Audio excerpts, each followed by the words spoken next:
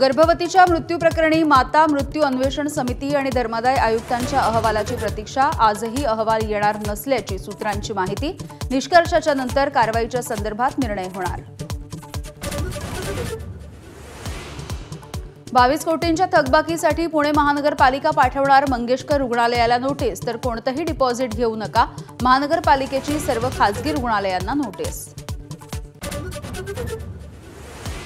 परभणीमधील सोमनाथ सूर्यवंशी मृत्यू प्रकरणाची आज पहिली सुनावणी. दोषी पोलिसांवरती कारवाईसाठी कुटुंबाची याचिका. औरंगाबाद खंडपीठामध्ये प्रकाश आंबेडकर मांडणार बाजू.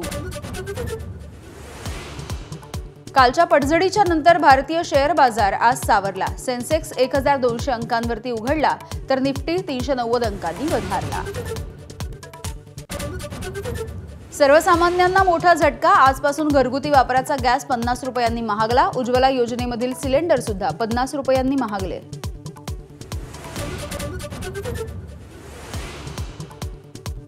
लाडकी बहीण योजनेचा एप्रिल महिन्याचा हप्ता अक्षय तृतीयेच्या मुहूर्तावर मिळणार. 30 एप्रिलला पैसे होणार जमा. लाभार्थ्यांची संख्या वाढणार की घटणार याकडे लक्ष.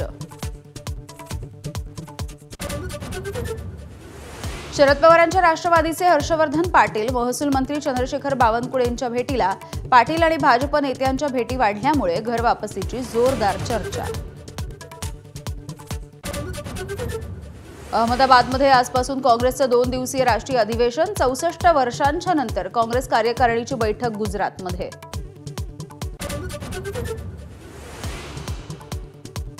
स्वातंत्र्यवीर सावरकर अवमान प्रकरणामध्ये राहुल गांधींची याचिका पुणे कोर्टानं स्वीकारली.